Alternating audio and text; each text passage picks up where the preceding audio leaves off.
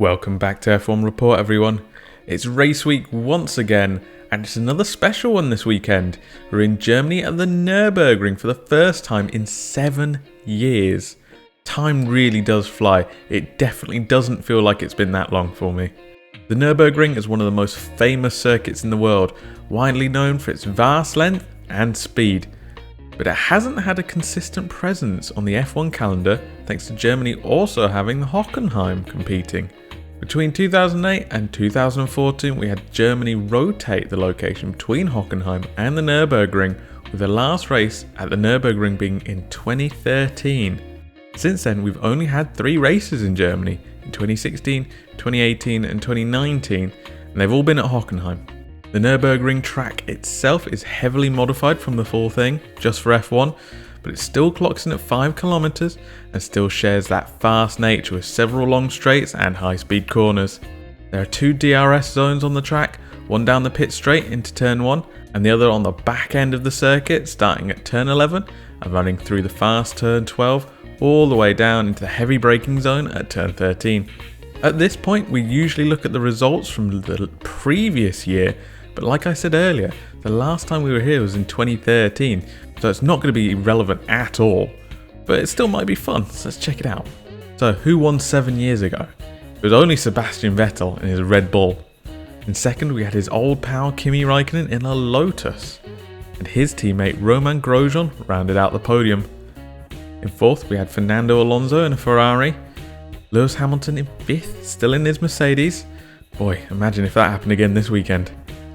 In 6th we had Jenson Button in the McLaren, Mark Webber was 7th in the other Red Bull. In 8th we had the other McLaren of Sergio Perez. In 9th was Nico Rosberg in his Mercedes. And rounding out the top 10 was the other Nico Hülkenberg in a Sauber. In 11th we had Paul di Resta in the Force India. Then Daniel Ricciardo in a Toro Rosso in 12th. 13th was Adrian Sutil in the other Force India. Esteban Gutierrez in a Sauber was in 14th. In 15th, the legend himself, Pastor Maldonado in our first Williams. Right next to him was the other Williams of Valtteri Bottas. In 17th, we had Charles Pic in the first Caterham, followed by his teammate Guido van der Garde in 18th. Final running car was Max Chilton in the Marussia in 19th. We had John-Eric Verne in the Toro Rosso, Jules Bianchi in the Marussia, and Felipe Massa in his Ferrari in the DNFs for this race. Bonus history fact for you, there's only one other person currently on the grid that's actually won at the Nürburgring other than Sebastian Vettel, and that man, of course, is Lewis Hamilton. He won in 2011 in his McLaren, but will that race winning experience help him or Sebastian Vettel this time out? Something that may be a little more relevant is the results from our last race in Russia, so let's take a look at how things went there. Our winner was Valtteri Bottas, doing exactly what he needs to do to get back into the championship picture. In second we had Max Verstappen. In third, Lewis Hamilton after picking up 10 seconds worth of penalties. In fourth we had Sergio Perez. 5th was Daniel Ricciardo. 6th Charles Leclerc. 7th was Esteban Ocon. In 8th we had hometown hero Daniel Kvyat. And in 9th was his teammate Pierre Gasly. And rounding up the top 10 was Alexander Albon. In 11th was Antonio Giovinazzi, 12th was Kevin Magnussen, 13th Sebastian Vettel, 14th we had Kimi Räikkönen, 15th Lando Norris, 16th was Nicholas Latifi, and 17th Romain Grosjean. The final running car was George Russell in 18th, with our DNFs being Carlos Sainz and Lance Stroll for that race. So how did that result shape the championship coming into this race? Let's take a look. In first we still have our current champ, Hamilton on 205 points. In second and closing that gap is Valtteri Bottas on 161 points. Verstappen in third and closing that gap too on 128 points. Now, here is where it gets juicy. In fourth we have Norris on 65 points, and 1 point back is Albon, and only 1 point back from him is Ricciardo. That's right, 2 points separate 4th from 6th right now. But not only that, we have Charles Leclerc only 6 points back from Ricciardo on 57, and Stroll is tied with him on that number. And still going 1 point back from them is Perez in 9th.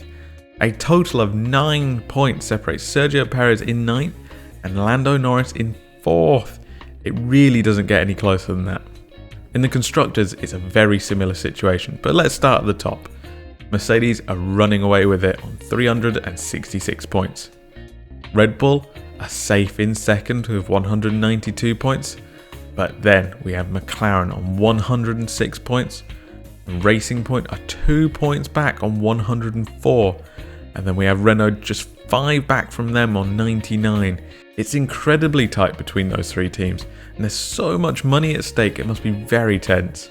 A little further back from Renault is Ferrari. They're in 6th on 74 points. AlphaTauri are on 59 points in 7th. Then we have Alfa Romeo in 8th on 4 points, Haas in 9th on 1 point, and Williams bringing up the rear with 0 points.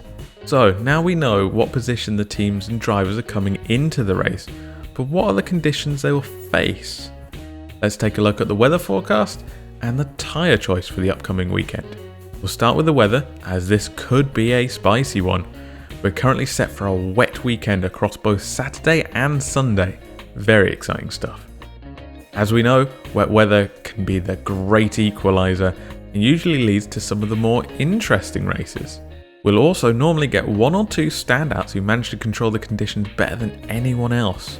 Of course, we're still a few days out, and we all know how weather can be, so pinch of salt on all that.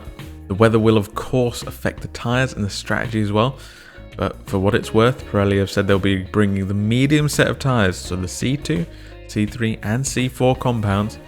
Their reasoning for this being that while Nürburgring isn't particularly demanding on tyres, they want to give the teams a wide range of options due to this generation of car never having raced on the circuit. Of course, these will only be used if there is dry running. Now, let's take a look at the news coming into the race and what will be dominating those media questions. And there's definitely a big story that will be dominating the headlines, and that will be Honda's decision to leave the sport at the end of the 2021 season. As you might imagine, it's created a lot of speculation surrounding Red Bull in particular. I made a video on this very topic, which you're welcome to check out as well. As for other news, Haas have reaffirmed their relationship with Ferrari, saying that they won't leave just because things have got a little tough. And we've also been seeing plenty of Fernando Alonso this week as well. He's been in the Renault simulator preparing for his return next year. So that's the news out of the way. That only leaves my team and driver to watch. Please let the jinx end. I had to think quite hard on this one, as I think it changes depending on if we have a wet race or not. So that's what I'm going with. I'm gonna go with a wet race, and in the wet, my driver to watch is Max Verstappen.